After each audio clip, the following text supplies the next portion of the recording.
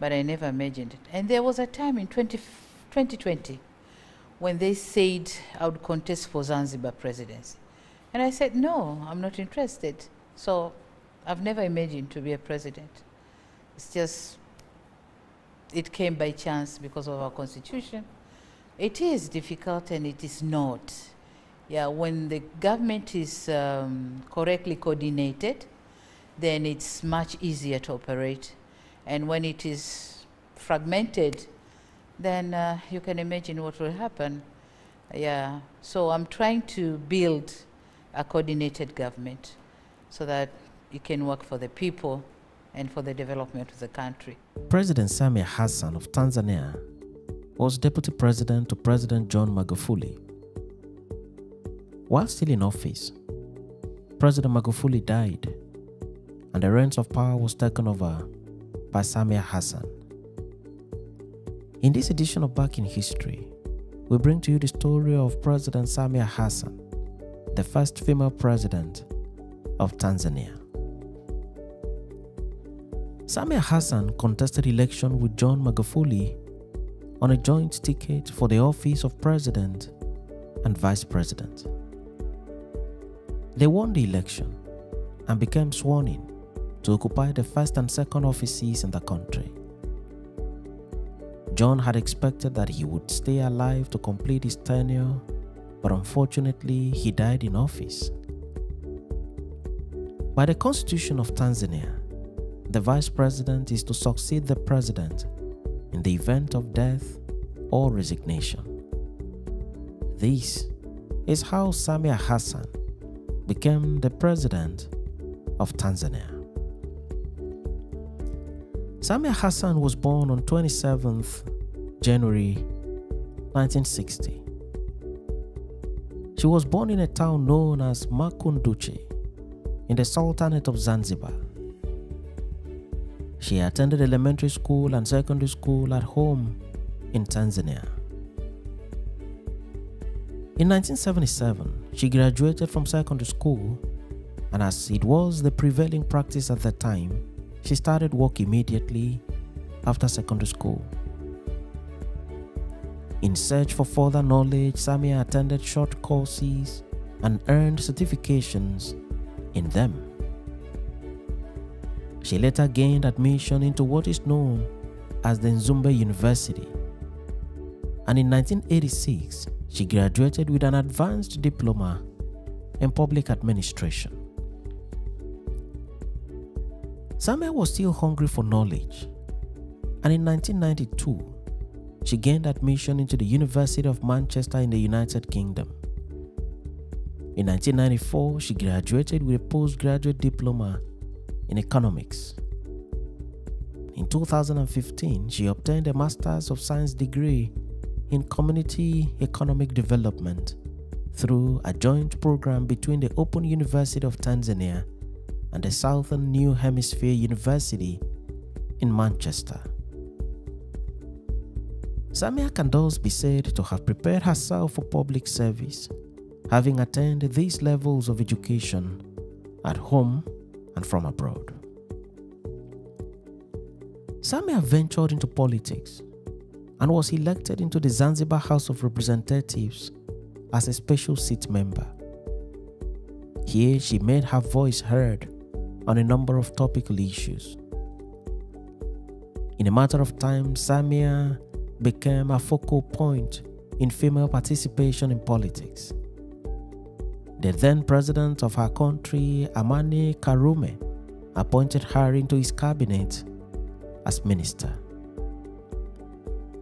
Samia was thus the only high-ranking female minister in the male-dominated cabinet of President Karume.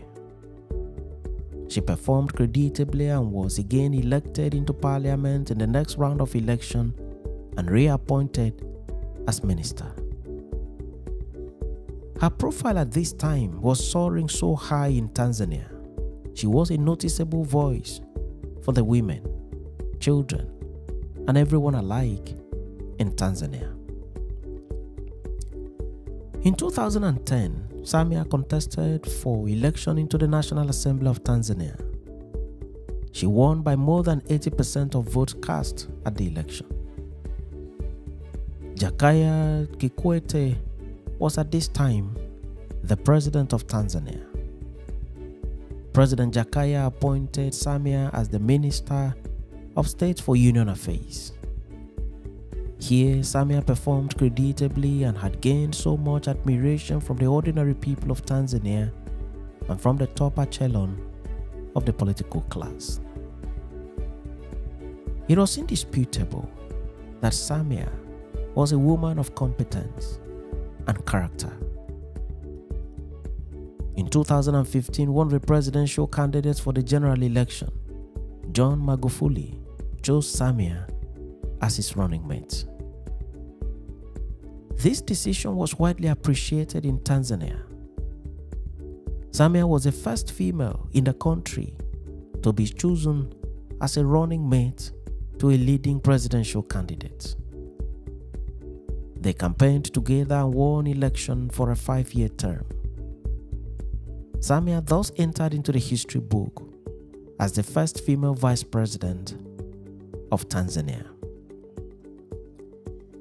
They went on with their administration and completed the term together. In November 2020, John Magufuli and Samia were elected for a second term of 5 years. In the course of the second term, President John Magufuli took ill. He was so ill that he was no more seen in public functions. On 17th March 2021, Magufuli was announced dead. The country was thrown into national mourning. A president had died in office. In order not to leave a vacuum in governance, Vice President Samia was sworn in as the new president of Tanzania. She was sworn in on the 19th day of March 2021, 2 days after the demise of President Magufuli. Following her swearing in, Samia became the first female president of the Republic of Tanzania. She also became the third Muslim to occupy the office of President of Tanzania after President Ali Hassan Mwinyi and President Jakaya Kikwete. Since taking over as president, President Samia has done her best to unite the country and reconcile opposition figures within the country as much as possible. She is said to have taken a decision to ensure that all the projects started by her predecessor are continued to completion. She continues to do her bit to better the state of governance in Tanzania. She is loved by many across Tanzania and accepted by many across the continent of Africa and beyond. Samia got married to Hafid Amir, a retired agricultural officer, and together they have 4 children. Their daughter, Wanu, is a special seat member of the Zanzibar House of Representatives, a seat that was also occupied by her mother at the start of her political career. Samia is serving out her boss's term, and by the Constitution of Tanzania, she is entitled to run for 1 full term of her own if she decides to, and upon the conclusion of such term, she will no more be eligible to contest for the office of president. Samia is a shining example of female participation in politics. Thanks for watching this edition of Back in History, and do remember to subscribe to the channel or follow the page for regular notification on every new video. It's not only Africa, it's the whole world. I don't think why they don't have faith with women being presidents, but at least Africa, we have shown the way. Liberia, they had a woman president. Central Africa, in some time, they had a woman president. Ethiopia, she's there, and myself. So at least Africa, we have shown the way. But yeah, still there are people who don't believe that women can be better presidents.